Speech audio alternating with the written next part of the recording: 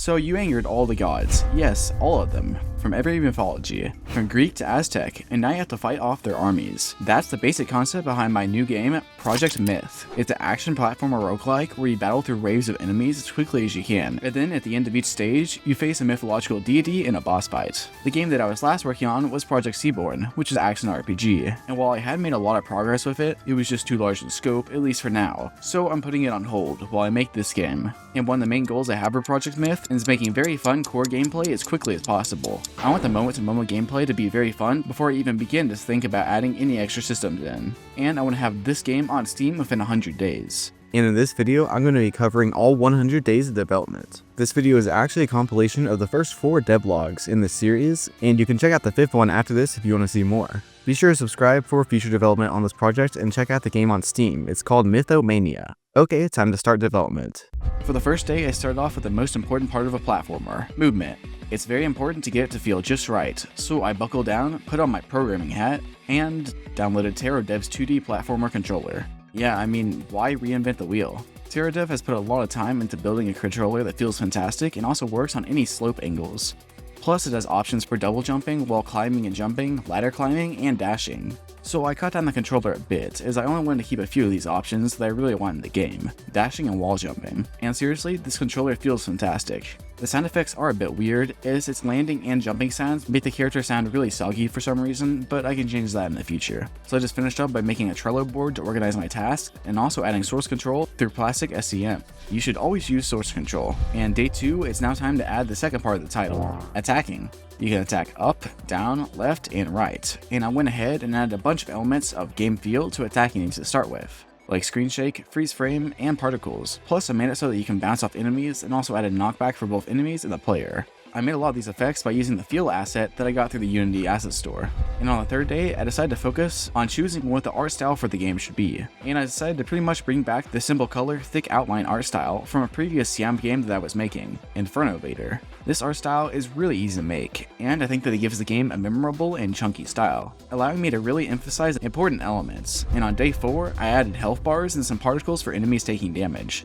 I'm zooming through all these features right now, in large part because I'm bringing features directly from Project Seaborn's code. These health bars have tweening and stuff because I already made that. I'm also bringing over the instance controller system for taking damage and projectiles and stuff from Project Seaborn, so a lot of those annoying basic things are already finished. But to finish out the day, I also started working on making walking enemy movements, and in going into the next day, it turns out that this is actually kinda hard. I want to have enemies accelerate in whatever direction they're going.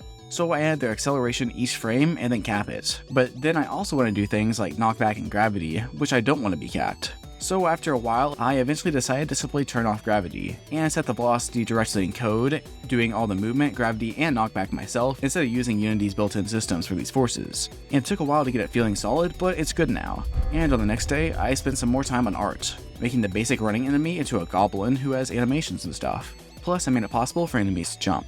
They do this when moving into a wall, and also whenever there's a hole in front of them and the player is above them. It's a very simple system, and they won't be able to navigate through every circumstance, but they'll figure most of these stages out with just these 2 rules. On day 7, I added a bit more polish to taking damage for the player. Before, while you'd be invincible for a few moments after getting hurt, you could still get trapped in big groups of enemies. So I decided to also turn off collision with enemies for this invincible time, so that you can just go through them to escape and damage boost. Now it's time for some very basic level design. I'm just throwing together 2 stages. A basic level for you to battle on and a different stage for the library. In between waves, you'll go back to the library and there you can buy items to upgrade. Oh yeah, you might be wondering, why is it a library?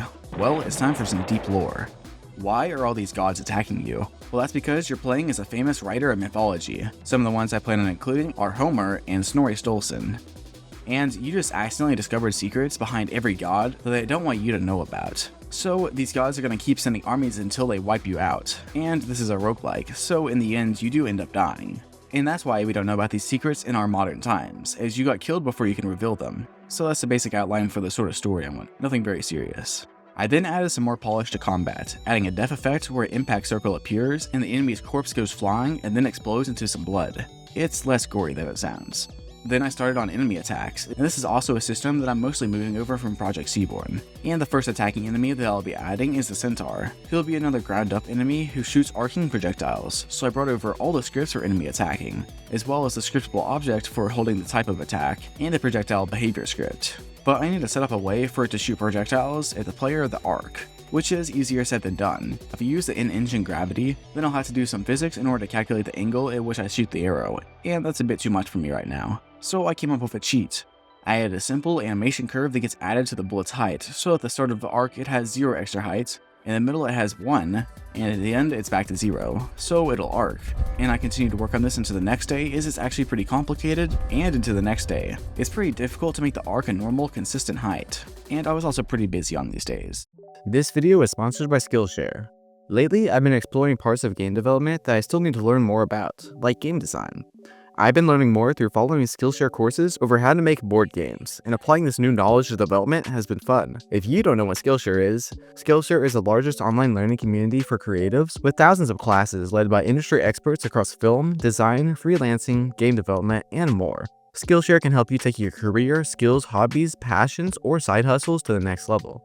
With Skillshare, you get access to countless classes as well as learning paths, which are curated sequential class collections designed to help you master a certain skill. If you're interested in game development, there are categories dedicated to 3D modeling and animation, game design and development, sound design, and learning game engines like Unity or Unreal Engine. If you're instead more interested in the YouTube and devlog side of things, then there are also videos over video editing and social media content creation. I personally been exploring a course on YouTube Success led by Marcus Brownlee. If you are interested in joining Skillshare, then use my link in the description. The first 500 people to use my link in the description will receive a 1-month free trial of Skillshare. Get started today. Thank you to Skillshare for sponsoring this video, and now back to development.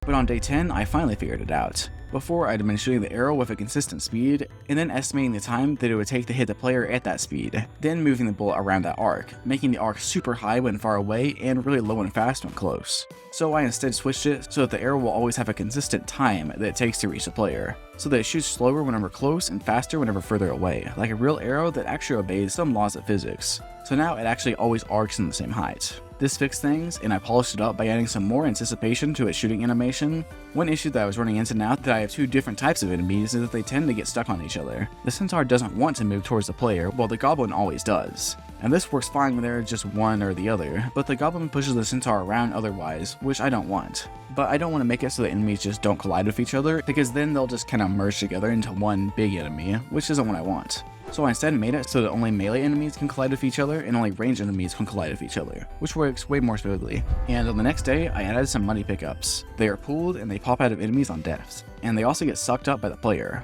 who emits a particle on collection. And the next day, I made an enemy spawning system. I just set up a bunch of locations on the stage where enemies could spawn, as I figured this would allow me to place the enemies in interesting positions, including sometimes stacked on each other. The ways the enemies spawn is a point system. Different enemies are worth different points, with the goblins being a standard 1, while the centaurs are worth 3, and there are a set number of points that are subtracted from with each spawn until there are no points left. This is very basic and I'll probably improve it in the future. I then set up a door which you can interact with whenever there are no enemies left standing to go back to the library. And then I switched the game over to multi-scene editing, which meant that I can split the player and the game levels into 2 different scenes, and keep the player while changing between the level scenes, and this is just a much smarter way of setting up the game. And finally, I made a second battle scene. On day 13, I cleaned up my process for making levels, and I also made the centaur no longer walk off edges, so he'll keep any high positions that he spawns with. And then I struggled with Text Mesh Pro for like an hour. I simply cannot make a good pixel-perfect outline with the text in Unity. I've tried shaders, I've tried everything. Why is it impossible? If anybody knows how to make this work, then it would really be appreciated. But now it's time to make some more of the core systems for the game. These will be healing, shops, and items. Healing is pretty simple. You'll just have flasks, because everything is a Dark Souls knockoff nowadays, and you'll just have to stand still and hold F to use it. Then there's a shop where you can buy flasks and items, and it's super simple. So, items. Items are very complicated. I want stackable items in the game that can do pretty much anything. But starting out, I think the main things they should be able to affect are stats like damage and defense, but also double jumps and crit chance, status effects, which it should be able to inflict, and these status effects will also be able to affect stats, and the items should finally be able to instantiate something and pull these things. So that's like 4 different systems already, so that's a lot to do. So on day 14, I started off by making an item manager to hold the items. with an item scriptable object to hold item values, and a stat system with modifiers. Well, actually, I didn't make the stat system. I used this GitHub stat system that is designed to work with modifiers, which can be linear, additive, or multiplicative, which is a huge time save. So I made the stat system work with items. Basically, items have an effect, and that effect can trigger a bunch of different events, including on whenever you get the item, whenever you kill an enemy, whenever you damage an enemy, whenever you take damage, and more. And I set up the effect to work with the stat system. So on day 15, I made some items using this new system.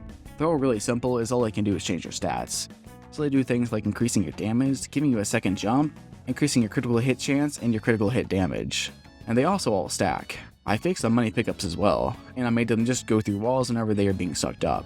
Finally, I added an off-screen enemy indicator, so you can always tell where they are hiding. And on the next day, I added some more items and stats, and then I also made item rarity work. And I also added specific drop tables and chances to chests. For a default chest, there's a 79% chance of a common, a 20% chance of a rare, and a 1% chance of a legendary. Or as I'm calling it in my game, a godly. Because you know, myths. On day 17, I added even more game juice to the game, adding some freeze frames to taking damage, more particles, and more sound effects, including a nice one for picking up money.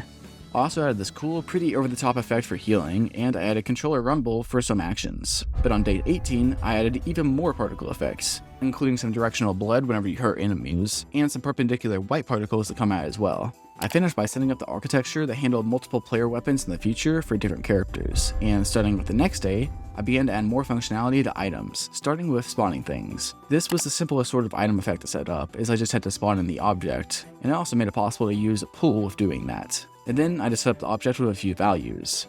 And I tested this out with an explosion that spawned whenever you kill an enemy, and it's really just a circle right now. But on day 20, I further improved the centaur shooting animation, making the arrow flash before firing. I also cleaned up a lot of the code in the backgrounds, and now it's time for a new enemy, a flying one. So far, the two enemies have been pretty basic creatures from mythology, goblins from Northern European folklore, and centaurs from Greek mythology. And so for the next one, I'm drawing from Japanese folklore, a yokai called the Nobusuma, a blood-sucking bat. It doesn't seem to have a super consistent design, so I'm just gonna make it a goofy little guy.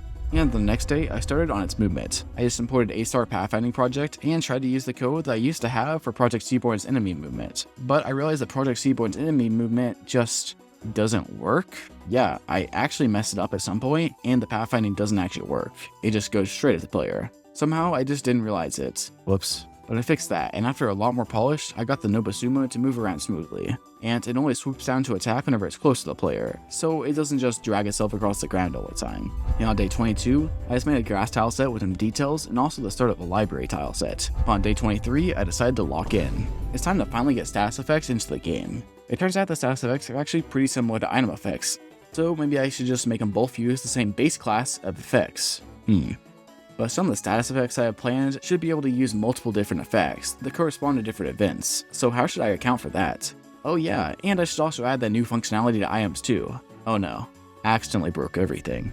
And that's how I spent days 23, 24, and 25. It needed to be done, but it took forever, and I refactored the item effects and made status effects. And add together, they're called instance effects, and I had to refactor it about 1,000 times to make it actually work. But now it's a much better system that is much more expansive, and it should allow me to make any of the status effects and items that I want to. So I finished up on day 25 by making two status effects, a blaze and shield. A blaze just deals tick damage over time, while shield slows down the instance, and both of these can stack. And finally, I just added some UI for status effects. There's a canvas-based UI for the player and for future bosses, and some sprite renderer-based UI for enemies. And yeah, that's all for these first 25 days. I think that I already have a game that is more fun to play than Project Seaborn was after about 1.5 years of development, so that's good. However, it is also now way too easy that I've added all these items, as the player quickly overpowers the enemies. So I need to add some enemy leveling, and some more difficult enemies. So the next things coming are a proper store, bosses, and more items. Also, I've been thinking about names, and I'm thinking about something like Mythostrom, or a alliterative title like Myth Madness or MythoMania, or maybe something like Mythlike, although that's pretty basic. Any suggestions are welcome. I'm just looking for something that's simple and catchy. And one thing that I'm really trying to do with this game is pay homage to the mythological stories that it's based on. There are tons of interesting ones, and I've been reading lots of them and trying to include them in my game. So far, the items are very basic, so it's a bit harder to tie them into interesting myths. But I did link the two status effects items to some goddesses. Skemet's curse for fire. Skemet is the Egyptian god who was called the Eye of Ra. She was the goddess who used the power of the sun to destroy enemies of the sun god, so it makes sense that her curse would be all fiery. And the second is Skadi's vengeance. Skadi is the Norse god of winter and bow hunting, but most Norse gods are gods of hunting, so that isn't saying much. But one of the things she was known for was initially going to Asgard in order to avenge her father, before being invited to marry an Aesir god, but she had to choose based on feet.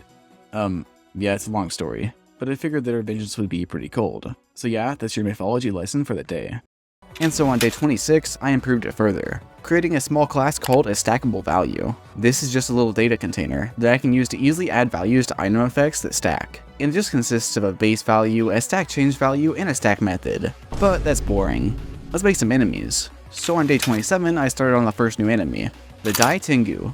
Tengu are a sort of Japanese yokai. There are a bunch of different types, from Karasu Tengu, which are more crow-like, to Dai Tengu, which are the long-nosed red ones.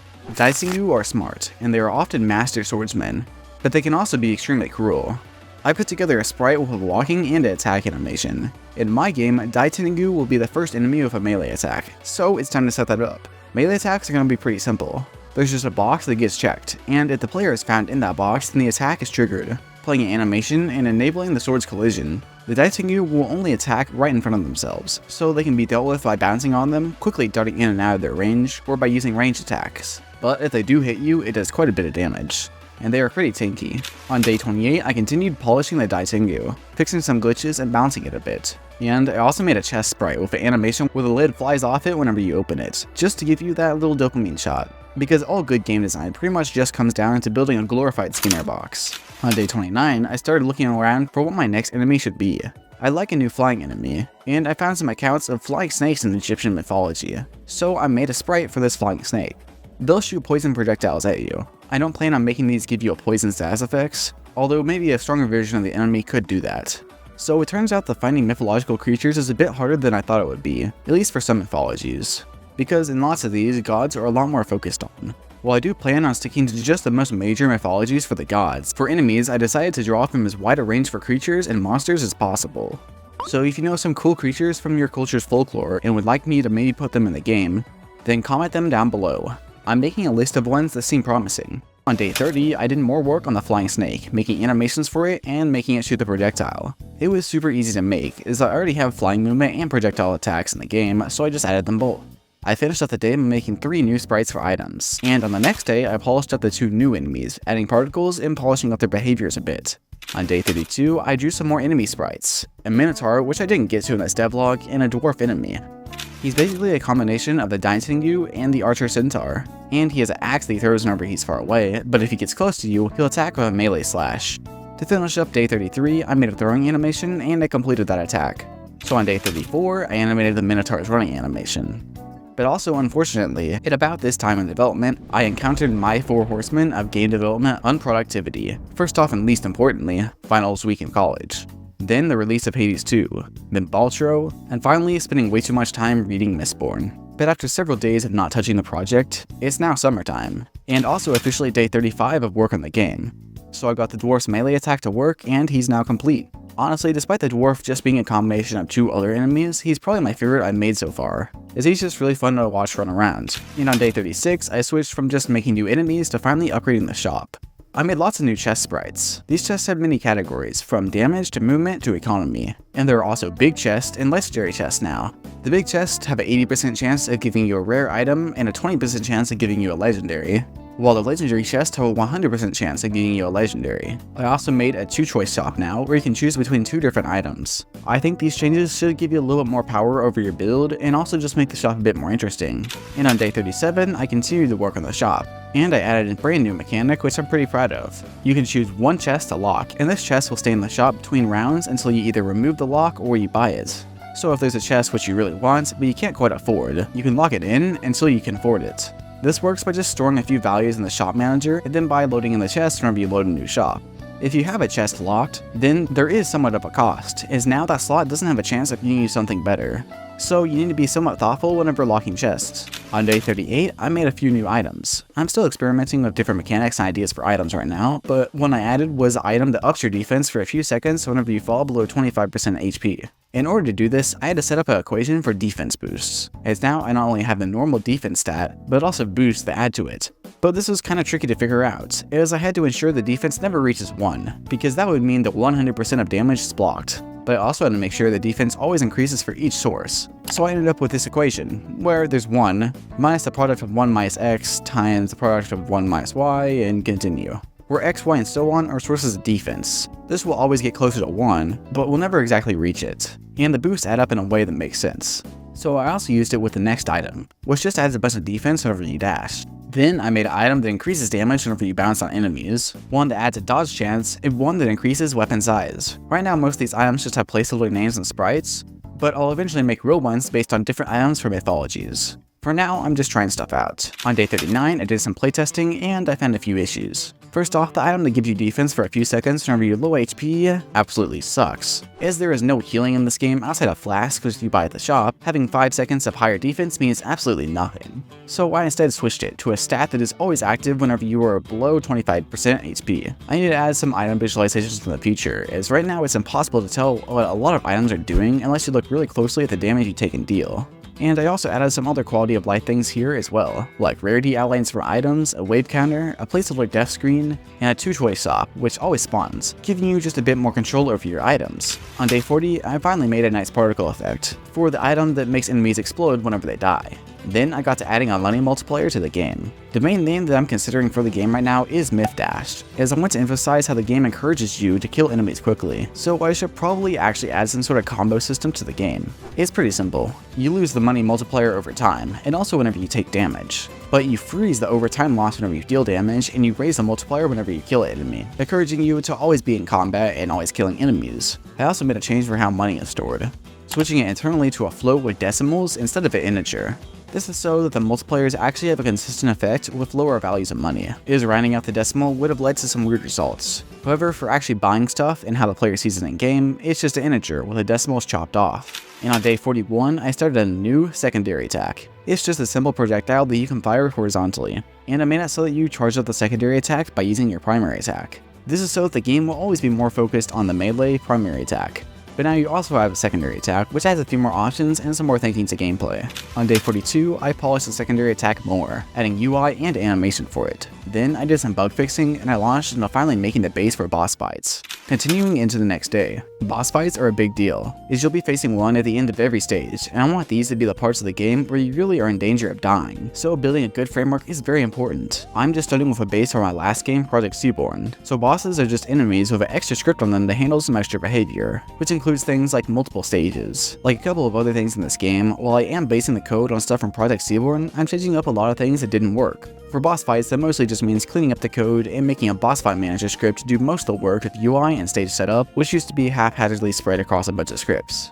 Whenever you enter a boss fight, there's a quick camera zoom and a name and a title for the boss. Then the boss fight starts, and there's a big health bar on screen. Finally, whenever you beat the boss, it zooms back in and a death animation plays. So on day 44, I decided what the first boss will be. Right now, the only stage is just a generic grass thing, but I eventually want to turn this first stage into Mount Olympus, which will be the first stage and where you fight some Greek Olympians. And the first one will be Ares, Greek god of war. More specifically, Ares is a god of slaughter and bloodshed, mostly the darker parts of war, although he's also a god of bravery. So for this Ares boss fight, the basic plan is for him to have a bunch of weapons and a shield, and you'll have to get around that shield in order to deal damage, usually by attacking while he attacks or whenever he's recovering from his attacks. On day 45, I made most of the art for the boss fight other than Ares himself, including an arena for you to fight him in. It's pretty empty right now. And on day 46, I started on Ares attacks, creating a new sort of attack portion for enemies, add force attacks. These will mostly be jumping and dashing things. For Ares, this will be a jump where he tries to land on a player, creating 2 wave projectiles from which you must also avoid. In order to program this attack, I had to reprogram the entire enemy movement system? Yeah. Up to now, I've actually not used Unity's physics for enemy movement. And while that was fine for basic flying, walking, and jumping, if I want to make Ares jump on your head, I need to do some physics calculations. And so my pseudo-physics aren't really going to cut it anymore. So on day 47, I reworked physics for all enemies, which was annoying, but it works pretty well now. I'll just need to make some more adjustments over time, but now I can finally make the jump attack. So on day 48, I completed the jump attack, using projectile motion calculations to make sure that it lands on the player, and I also made him slam down a bit, making it harder to dodge. And then whenever he lands, I spawn in the 2 projectiles. The next attack is a sword combo attack, where he just slashes a few times, moving forwards a bit with each one. and this was pretty easy to get the basic sub working. But on day 49, I finally got to making some art for Ares himself. It isn't great, but it sorta works, so now it's time to finish up the behavior for the attacks. I started on some animations and then fixed some bugs, and now the 2 attacks work pretty well. So I added shielding, which was pretty simple actually. The player attack just checks that the shield is closer to the player than the enemy is whenever it hits it, and if it is closer, then it blocks the damage and knocks the player back a bit. Finally, on day 50, I added a bunch of particles to shielding and attacking for Ares. And I also finally made a good door sprite for moving between the library and the battle stages, and made the shield move up whenever the player is above Ares. And the rest of the day was spent polishing the attacks, making Ares actually walk around and making a new, somewhat better sprite for Ares. And finally making a new attack. This attack has 2 parts. First off, Ares jumps to the right of the stage, and then he pulls out a spear and he throws it. I made his animation and code and stuff, and while it mostly works, it is still a bit glitchy sometimes. Right now, I think that the Ares boss fight is in a good place, but it still has some bugs and can use another attack or 2. On day 51, I started off by adding a bit more polish to the boss fight, making it fully heal you whenever you beat it, and also adding a wave counter that tracks how many waves are left until you have to fight a boss. Then I started on a new item. I'm going to rework a lot of the older items to make them less generic, and also less like Risk of Rain 2 ripoffs. Not only because ripping off Risk of Rain 2 is lame, but also because my game isn't Risk of Rain 2. Combat is very different, so the items should work with the core mechanics of the game. Having said all that, I decided to make a new item which is an ATG missile knockoff. It's a beehive that has a chance to fire seeking bees out of your player whenever you damage an enemy. I also set up the behavior for seeking for projectiles in general for this item, which will come in handy many more times over the next 25 days. And on the next day, I added visual effects to instance effects. Instance effects are what I have items and status effects use to affect enemies and players. And so adding this allowed me to add things like particle effects that happen whenever item triggers, or also particle effects for the status effects. I also added the ability for the sprite renderer's color to be affected by instance effects. On day 53, I created the fire particle effect, which I think looks really nice, and I also added a few touches of polish to status effect particles, making them fade out naturally whenever a status effect disappears instead of just getting disabled. And I also made it so that if you kill an enemy who has the status effects, the particles will follow the corpse sprite of the enemy. So it's time for a big new enemy. And this one was a direct suggestion from Frogman Jones in my comments. It's from Guarani mythology, which is in the modern day Brazil, Paraguay, Uruguay, and Argentina. The new enemy is called the Boitatá, and it's a big fire snake. The origin of the Boitatá is that it was originally a snake which ate so many other animals' eyes that the eye's light inside of it got so bright that the snake body began to burn, killing the original snake but releasing this fire monster guy. So I worked on the Boitatá into the next day, using the basic flying movement I have for other enemies but adding a new script which adds body segments which follow after the head. It took a while to get it working, but I think it looks pretty good,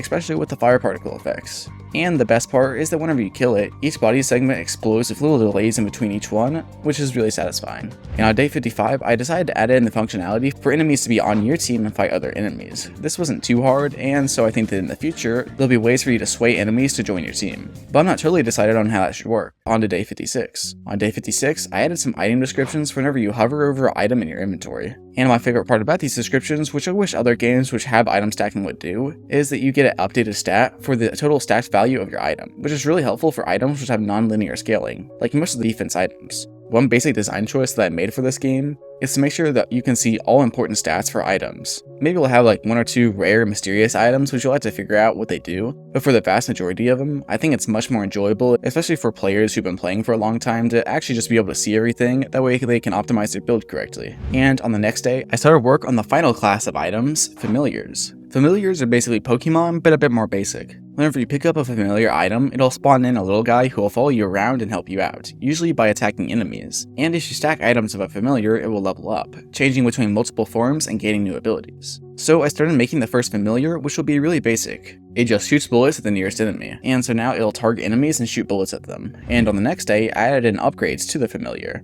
which was pretty simple, and I made the upgrades first to make it shoot in a burst. And then, the second upgrade makes it inflict a status effect of the bullets, and finally stacking it after the first 3 levels will infinitely increase its attack speed. And now, on day 59, it's time to really enhance the game's combat system and add another system of progression to the game. It's time for player upgrades. This system is very influenced by Daedalus hammers and Hades, and the upgrades in BlazBlue.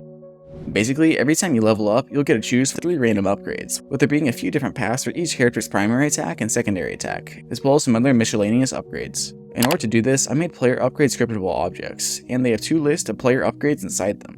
a list of prerequisites, and a blacklist. In order for any upgrade to show up in your 3 choices, it must have both all of its prerequisites already obtained and no blacklisted upgrades obtained. So I set out the algorithm for this, making sure to get it all completely wrong so that I would have to come back to it later in the future. You know, for fun. And also added some serialized float string dictionaries to the player upgrades class using Odin Inspector. And these dictionaries are just a way for me to make it easier for the float values of the upgrade to be easily changed from outside the code. And on day 60, I just made some UI for leveling up, and also added a very basic XP system where you level up every 5 stages. And on the next day, I did more work with the level up UI, getting the upgrades to correctly display and adding a button rerolling. Currently you get 10 rerolling tries, which is just for debugging, but eventually you'll have to stack an item to get more rerolls. Then I started on the first upgrade path for melee attacks, charge attacks. Similar to Hollow Knight or just about any other game ever made, for charge attacks you just have to hold down attack, and it gains damage the longer you hold it, going from 100% of normal attack damage up to 400% after a second and a half. And whenever it reaches full charge, I also add an extra 100% damage, resulting in a total of 500% damage of a normal attack. I messed around with these values a lot, and they aren't totally final, but a fully charged attack is about enough to one-shot a goblin. So on the next day, I did more work on the charge attack, fixing lots of bugs, but mostly ones that do with inputs. And on day 63, I added some more polish to the charge attack, adding charging particles as well as a flash and some more particles to show whenever it's fully charged. Now that the base of the upgrade path is complete, it's a lot easier to make more upgrades in the path, so I added one that reduced the charge time down to 1 second, as well as one that adds bonus sweet spot damage. In order to get this extra damage, you'll have to release the attack the moment that you finish fully charging it. Although there is a grace period, so you don't have to get the exact frame, it's still pretty tough to do whenever you're fighting a bunch of enemies. I also added a stackable upgrade that just increases the fully charged damage for the charge attack.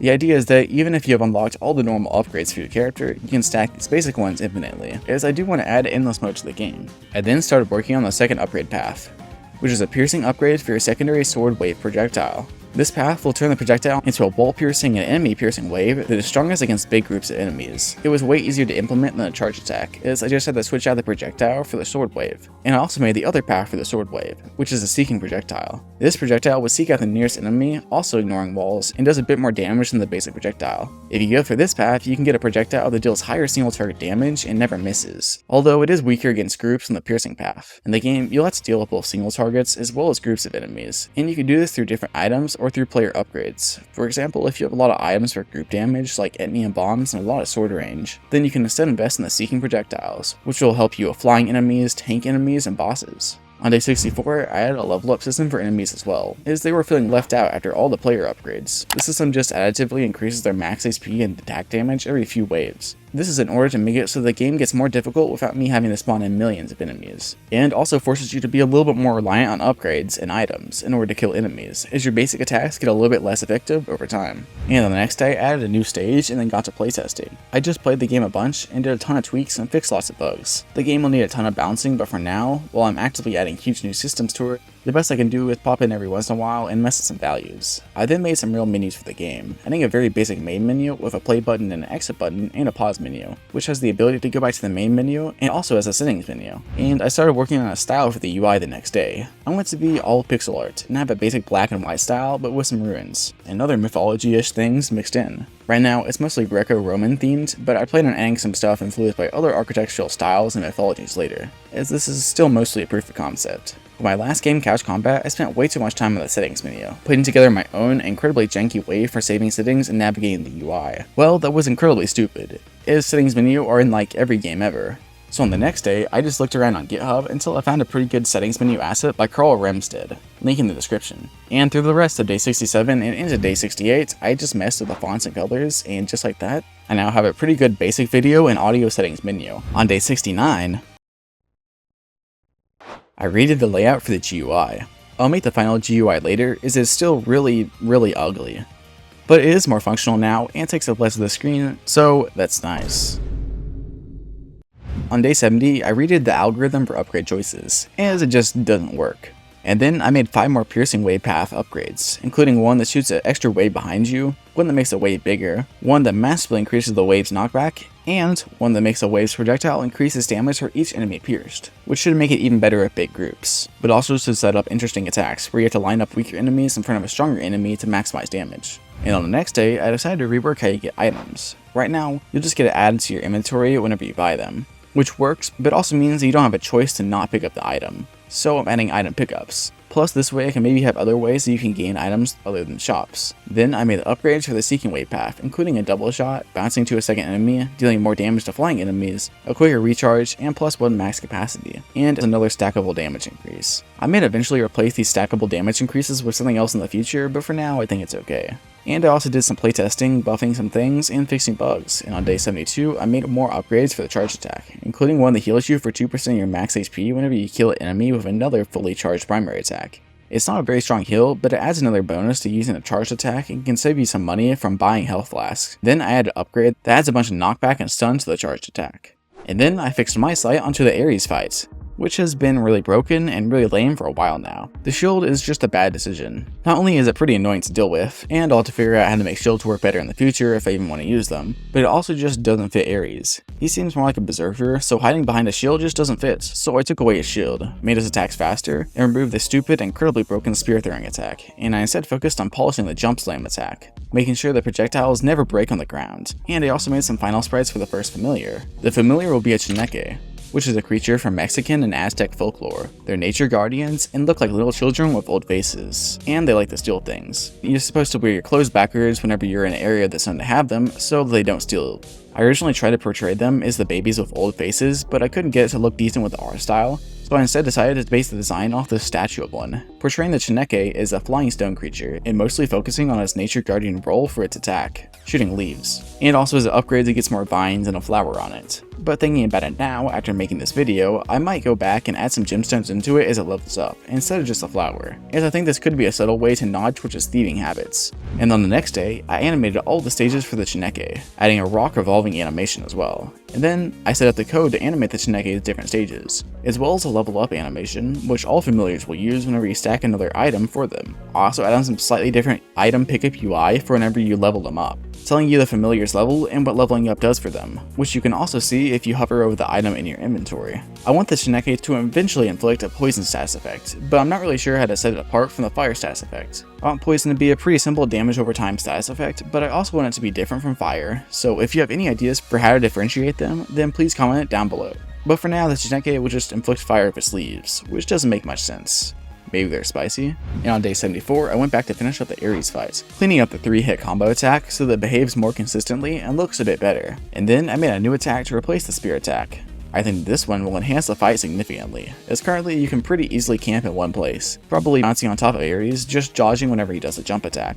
And she's the boss. So now these rage projectiles will follow you around slowly, but last for several seconds, so they force you to stay on the move. I still have a few more adjustments that I want to make for Ares, like adding some more particle effects and intro and death animation, but I didn't get to it in this video. And so on the final day, day 75. I fixed some major bugs that were causing the game to get soft locked, adding a main menu button to the death screen and fixed hyperbolic scaling for a few items as it wasn't working right. Finally, I finished up by redoing the Boitata's movement. The more I playtested with the enemy, the less I liked it, and so I decided to rework it. Instead of just slowly pathfinding towards you, it'll instead be able to go through walls, and will charge at you similar to a Terraria worm enemy. In order to do the charging, I set up a curve that'll control movement speed and turn speed, making them the inverses of each other. Whenever the movement speed is low, the turn speed is high, and this is whenever the snake aims at the player and gets ready to charge. Whenever the movement speed is high, the turn speed is low, making the charge go in a more straight line and allowing the player to dodge. And with some other improvements to the sprites to fix some gaps, the Boitata is completed. And so that was 75 days of development. I may be a little bit behind on where I was hoping to be at this point, but it's not terrible.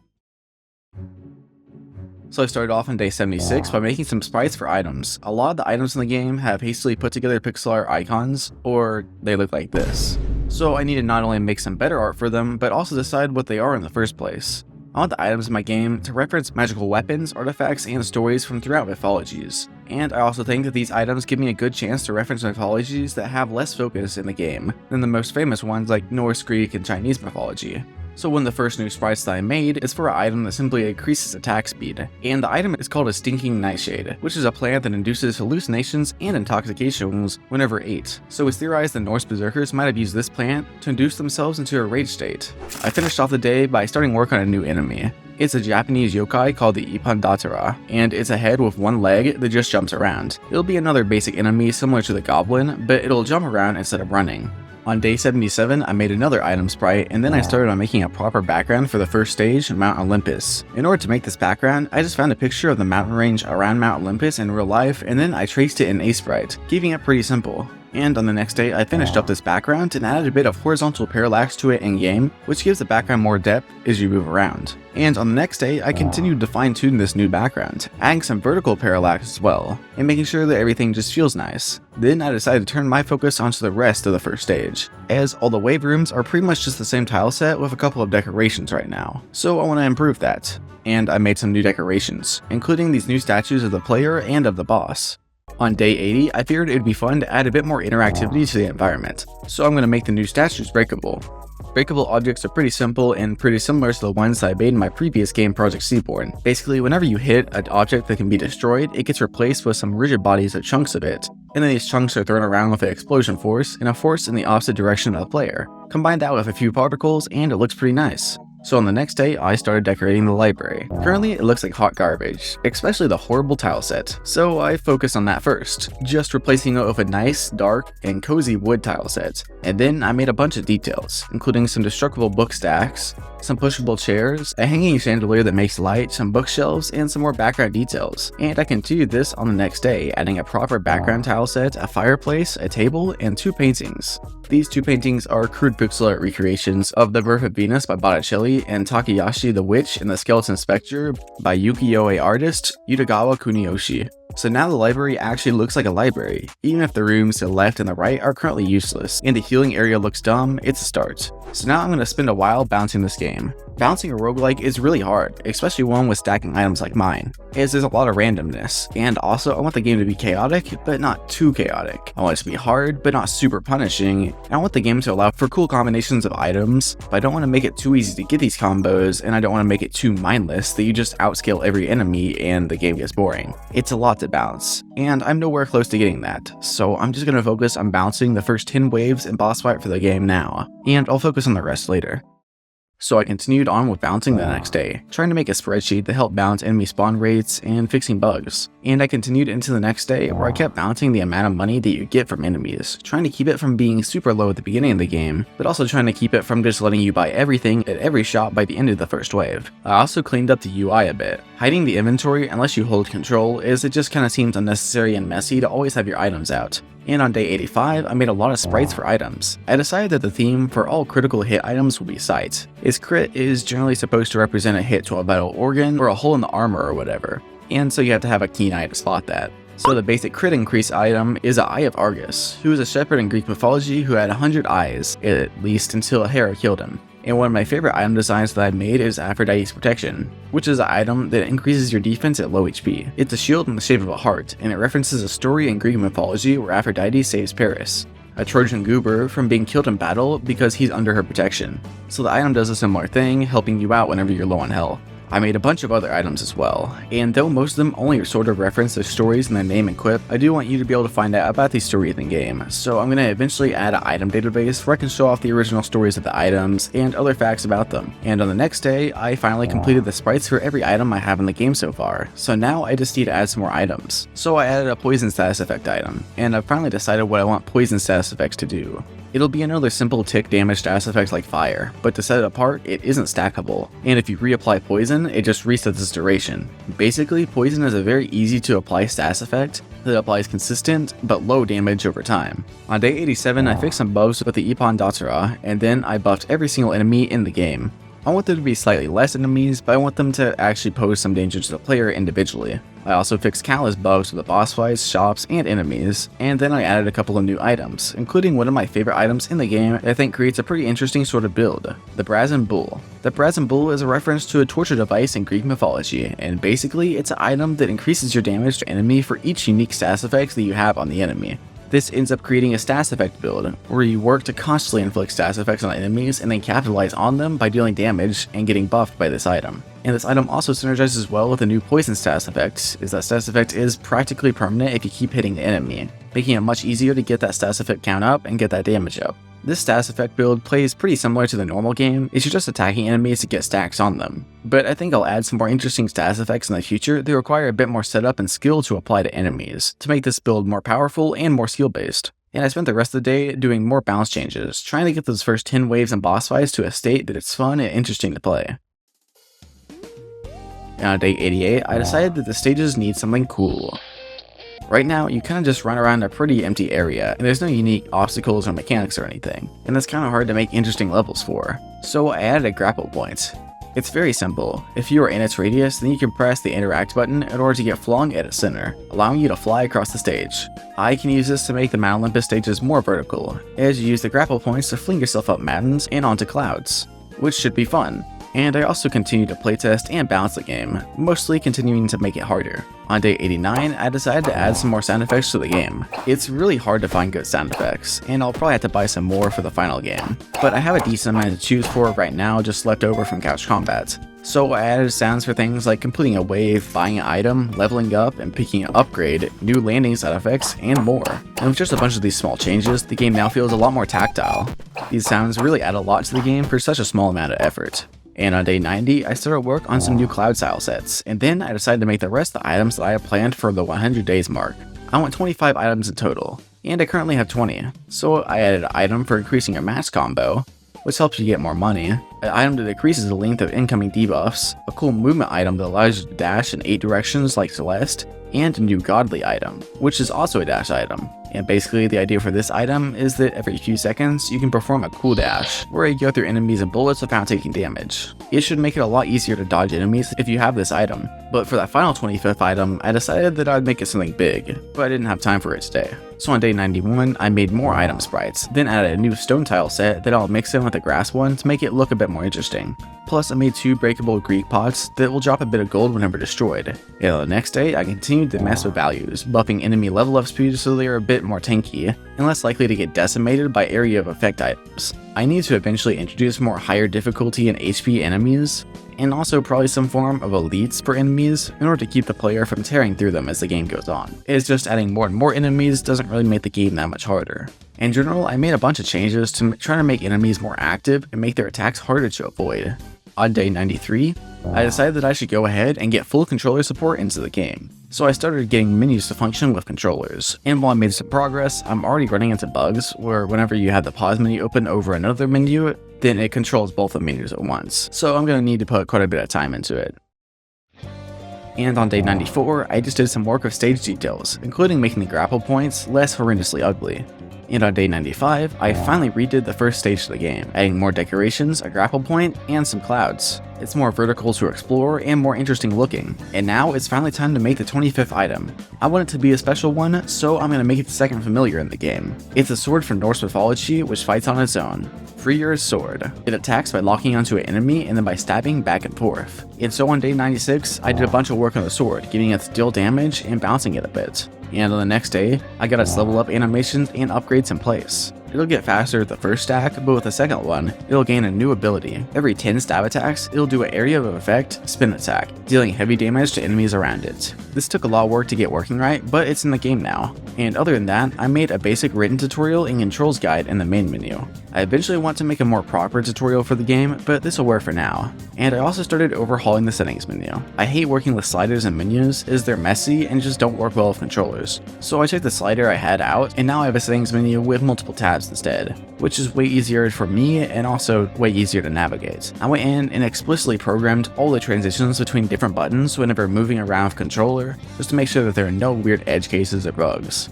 So now this new settings menu is completely navigable with a controller, and it also fixed all the other bugs with navigating with a controller. So now you can control every single menu and do everything in the game with just a controller. And on day 98, I finally got to actually making a presence for the game on Steam. And in order to do this, I have to make a lot of art assets for the game page, so I cranked them out.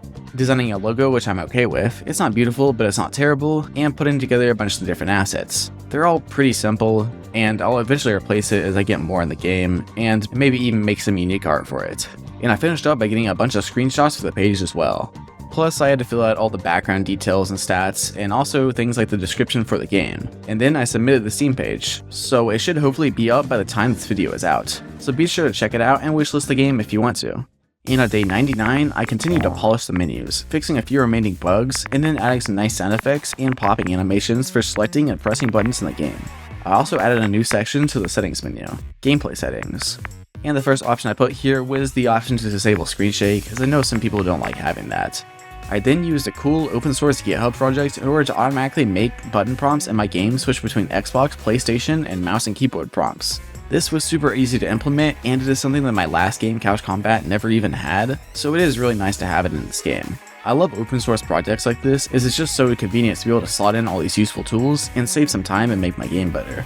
And I finished up day 99 by redecorating and redesigning all the stages in the game with the new assets and objects. I want to add some more rooms in the future, but at least the ones I have right now are now pretty cool. And finally, day 100. I finished up by completing all the item sprays for the 25 items in the game, and then polishing up some of the things I missed. Redoing the Ipad sprite to look better. It's still kinda weird. Fixing bugs with the Ares boss and the dieting you with attacking and bouncing the game a bit, plus finally exporting a build of the game. So the game is actually in a pretty good state right now, is what I would say if it was. Don't get me wrong, it looks prettier and plays a lot nicer, but it is incredibly unbalanced. About half the items in the game just entirely break it if you stack a few of them, and almost every enemy is trivialized if you just get a few protection items. Plus, most player upgrades are overtuned as well. So I'm going to make some serious balancing changes, but after that, I'm going to start doing some closed demos of the game with friends and people on my Discord. I'm not going to be giving it out to everyone, I just want to send it to people who will record their gameplay and actually leave good feedback. But if you're interested and willing to do that, then you can join my Discord with the link in the description. And after I get this first part of the game balanced decently well, it'll be time to move on to the second stage, which will be set on a fleet of Viking ships and focused on Norse mythology. Other than that, be sure to check out the brand new Steam page and wishlist the game, as wishlisting really helps me get a bit of traction in the Steam algorithm, and it's the best way that you can support the game's development. Also, thank you to Skillshare for sponsoring this video. Be sure to use the link in my description for a 1-month free trial for the first 500 people to use the link. Thanks for watching. Bye.